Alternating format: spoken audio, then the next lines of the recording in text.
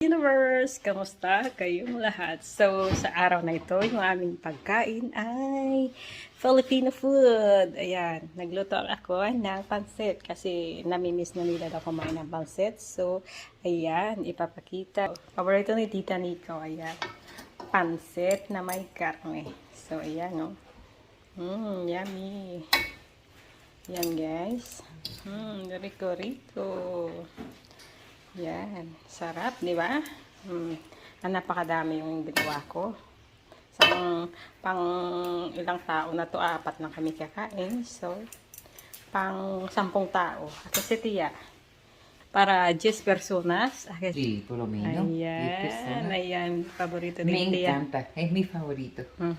Yung paborito ko. Ayan. So, abangan na lang mamaya sa aming kainan. So, ayan. Pansit.